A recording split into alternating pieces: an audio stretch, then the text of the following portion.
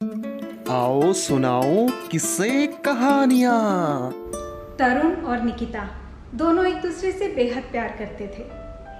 दिल्ली के ओल्ड राजेंद्र नगर में यूपीएससी की तैयारी के दौरान दोनों की एक दूसरे से मुलाकात हो गई थी और अब वो एक दूसरे के बिना रह नहीं सकते थे। लेकिन उनके घर वालों को उनके रिश्ते के बारे में पता चल चुका था और दोनों को ही चेतावनी मिली थी कि अब वो एक दूसरे से मिलना जुलना बंद कर दें। लेकिन दोनों ने शादी करने का फैसला किया। अब शादी तो कर ली, लेकिन घर वालों ने उन्हें एक्सेप्ट नहीं किया। तो खर्चा कैसे चलता? वो दोनों तो पढ़ाई कर रहे थे। तो निकिता ने तरुण को सुझाया कि इस साल वो यूपीएससी की तैयारी कर ले और घर चलाने की जिम्मेदारी निकिता अपने सर पर ले लेगी। और फिर निकिता ने घर चलाने के लिए हर छोटा मोटा काम किया। उसने टिफिन बनाने से लेके सेल्स गर्ल तक के सारे काम किए, लेकिन तरुण की पढ़ाई बिल्कुल रुकने नहीं दी। निकिता की इतनी कोशिशों के बावजूद तरुण का यूपीएससी क्लियर नहीं हुआ। तरुण ने थक हार कर वापस आकर निकिता से कहा कि अब मैं यूपीएससी की तैयारी और नहीं करूँगा।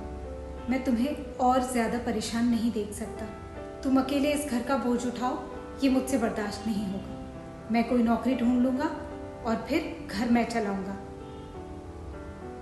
निकिता ने कहा, नहीं, घर मैं ही चलाऊँगी। तुम एक और कोशिश करो। मैं जानती हूँ तुम यूपीएससी क्लियर कर सकते हो। तरुण को आखिर निकिता की जिद के आगे झुकना ही पड़ा और इस बार उसने ठान लिया था कि वो दुगनी मेहनत करेगा और यूपीएससी क्लियर करके ही रहेगा। उधर निकिता की नौकरी चली गई थी। अब सिर्फ टिफिन बनाकर बेचने से घर का खर्चा और तरुण की पढ़ाई नहीं हो सकती थी। लेकिन निकिता ने तरुण को ये नहीं बताया कि उसकी नौकरी चली गई है।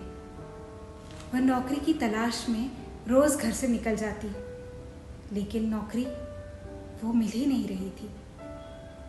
आखिर उसे एक फूड डिलीवरी ऐप में डिलीवरी का काम मिला और उसने वो भी एक्सेप्ट कर लिया, क्योंकि वो तरुण की पढ़ाई में कोई रुकावट डालना चाहती नहीं थी।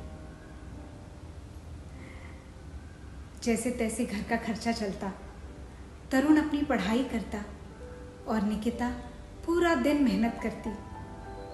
घर का काम भी वही संभालती थी। तरुण को वो कुछ करने ना देती